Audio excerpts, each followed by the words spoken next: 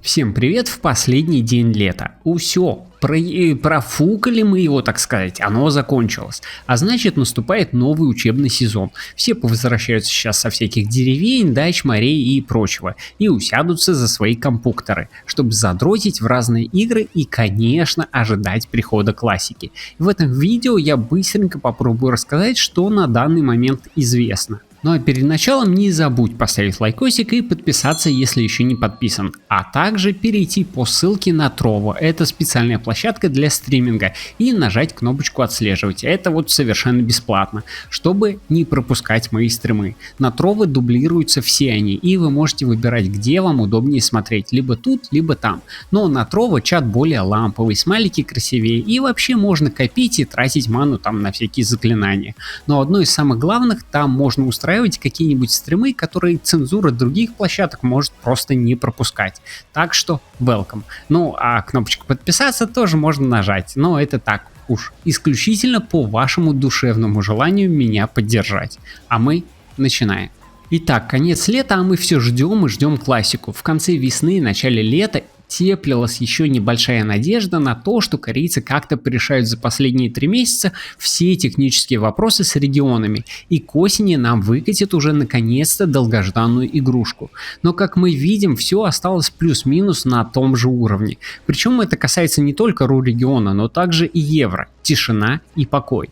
Единственное, да, на евро кто-то из команды заикнулся о том, что в конце лета мы бла-бла-бла предоставим вам какую-то информацию. Но я вот на 99% уверен, что ничего нового мы там не услышим. Все примерно то же самое, что и наша ру-команда нам рассказывала еще в начале года и периодически там отписывается на форуме. Отсюда встает вопрос, неужели все так плохо? А у некоторых прямо рождается мысль о том, что да нифига классики уже в регионах не будет.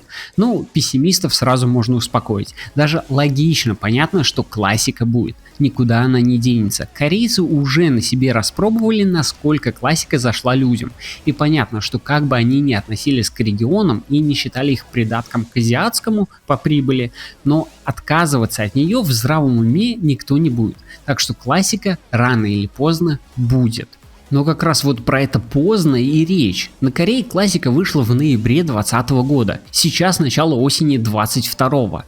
То есть еще чуть-чуть и ожидание перешагнет отметку длиною в 2 года. Напомню, это не новая игра, не ремастерит, собранный на каком-нибудь новом движке. Это, мать его, просто старые файлы, из которых отряхнули пыль, чуть повертели и запустили.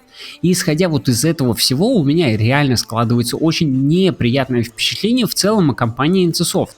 Я не понимаю, как в современном мире настолько можно тупить и медленно все делать.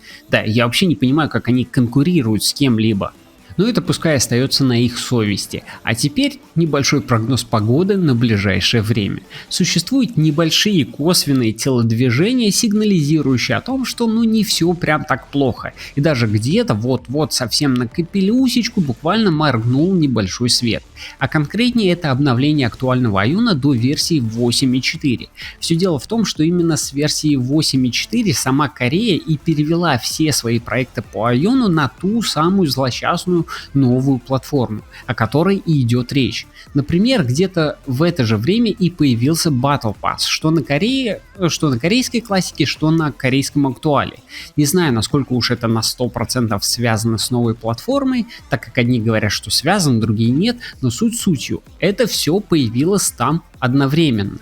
И вот этот самый апдейт 8.4 как раз уже и приближается к нам. Точной даты пока нету, но вроде как что-то где-то говорят про конец сентября. Понятное дело, что это ничего не значит. И уж тем более не значит, что на следующий день после установки 8.4 нам объявят о запуске классики. Не говоря о том, что корейцы дико обожают делить, казалось бы, цельные патчи на куски. И отсюда у нас появляются всякие версии 8.3, часть 1, часть 2 и так далее. Но определенные надежды на приближение классики установка 8.4 нам дает. А если быть уж совсем реалистичными, то понятное дело, что пока какой-нибудь кореец или региональные команды вот не выйдут перед народом и не скажут классика такого-то числа, все остальное это спекуляции, домыслы и гадания на кофейной гуще. Я же просто смотрю на календарь и с точки зрения логики могу предполагать примерные удачные даты для запуска. И смотря вот сейчас на него, понимаю, что лето кончилось, и нам ни разу за него ничего не сказали и никакие подготовительные работы не велись, то значит следующая более удачная дата для его запуска это день рождения Айона, либо корейская, которая в ноябре, либо РУ, которая в декабре. Собственно, если за ближайшие 2 месяца начнутся какие-то телодвижения и те самые подготовительные работы, то значит я примерно прав. Если нет, ну то нет. А нам же остается просто ждать. А может мы такие тут вообще вот сейчас сидим, рассуждаем, а нам как завтра скажут, мы запускаемся, и мы все офигеем. Но меня больше интересует, вы вообще еще ждете классику или уже давно забили болт и ажиотаж ушел? Пишите в комментариях. Всем огромное спасибо, не забудьте про лайкосики, это действительно полезно для канала. Не забудьте вкусненько покушать, всем приятного аппетита и пока-пока.